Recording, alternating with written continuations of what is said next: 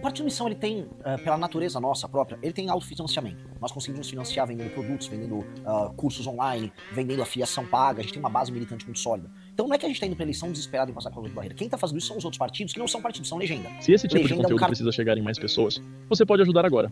Deixa o like, se inscreve no canal e ativa o sino. Parece simples, mas cada inscrição aumenta o alcance e fortalece esse projeto. No mês de março eu faturei cerca de $4.600, totalizando aí um pouquinho mais de R$23 mil apenas com a AdSense do meu canal, postando cortes do MBL. E se você tem interesse em criar seu próprio canal de cortes, ajudar no projeto e ainda poder ganhar com isso, é só clicar no primeiro link da descrição desse vídeo, ou então ler o QR Code que tá aparecendo aqui no meio da tela, que eu vou te explicar um pouco mais sobre isso. O que vocês esperam, o que o Missão espera como resultado, o que seria o resultado aceitável para o Missão nesta eleição de 2026?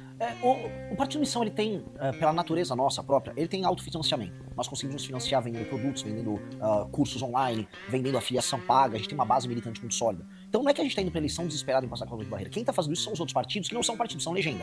Legenda é um cartório, que tem um monte por aí, o PL é um cartorião bem grande, o PSD é outro cartorião bem grande, aí você tem uns pequenininhos, tipo Democracia Cristã, são todos cartórios, eles não têm programa. Como eu tenho programa, eu tenho financiamento e o meu partido faz sentido.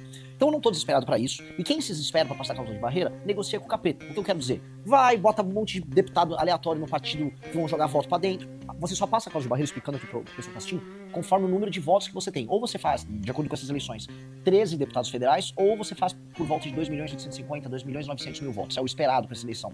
Nós não estamos nos construindo assim. Nós vamos firmar uma marca perante o eleitor. Nós temos que sair dessa eleição como uma das 3 maiores marcas políticas do Brasil. O que é uma marca nesse sentido? Eu tenho que representar um tipo de ideia, um tipo de visão de Brasil e um tipo de ação política. Tem o do bolsonarismo, tem o petismo e terá nós. E essa eleição vai conseguir criar isso. Com base nisso, passada a cláusula de barreira é consequência. Todo o resto é consequência. Por isso que é muito importante eu ter uma pré-candidatura marcante que, vamos dizer, aponte um caminho para o Brasil e que os nossos pré-candidatos a deputado, que depois serão deputados eleitos, eles tragam essa visão de mundo para os seus estados. Então, quando você pensa dessa maneira, é igual pensar uma empresa com uma marca própria, que gera um branding próprio, que agregue valor ao seu produto. Eu não vou ser um produto genérico. Hoje, todos os partidos são commodities. Aí, como commodities, estão na corrida de rato lá, desesperado. Eu não tô nessa. Nem tô preocupado com esse assunto.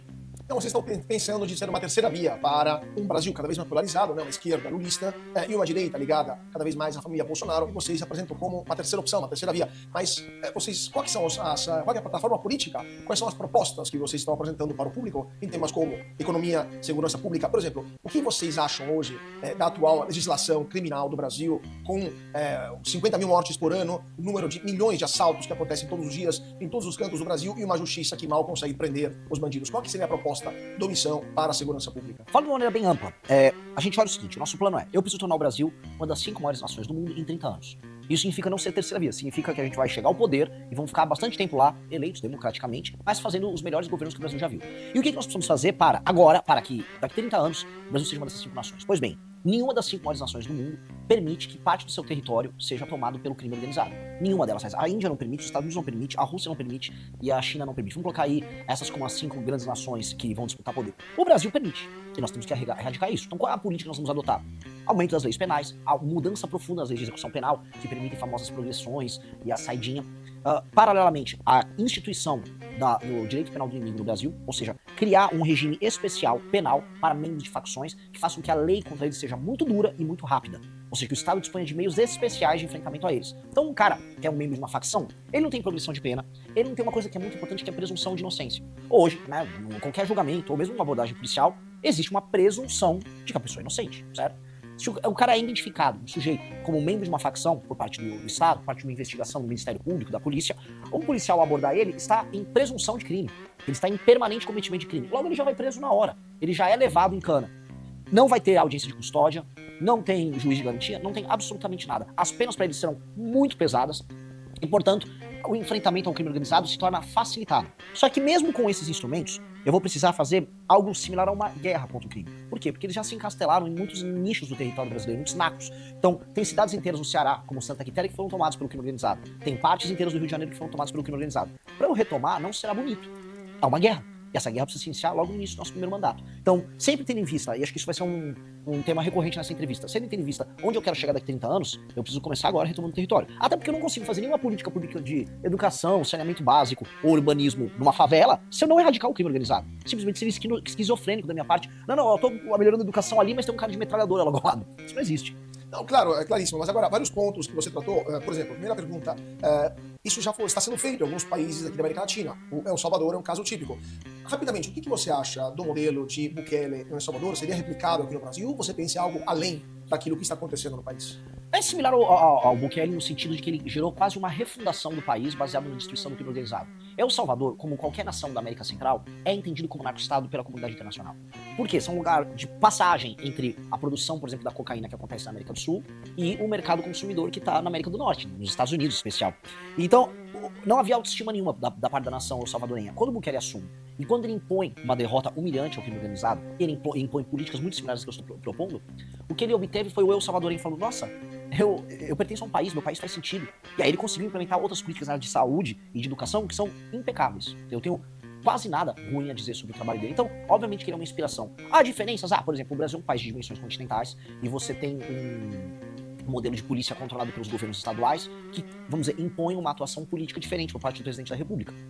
Não acho que será, vamos dizer, deletério o que a gente pretende fazer, mas é diferente. Também tem a questão das favelas no Brasil. Diferente de outras nações, o Brasil cometeu o erro de achar que a favela faz parte da sua identidade. Aqui é favela, vem gringo pro Brasil, recebe o gringo, olha só nossa favela, a Anitta faz festa na favela. Eu quero acabar com a favela. A favela tem que deixar de existir. E a favela é, por excelência, junto com as cadeias, o local onde o crime organizado opera. Então, este é um trabalho que nós temos que fazer depois da destruição do crime.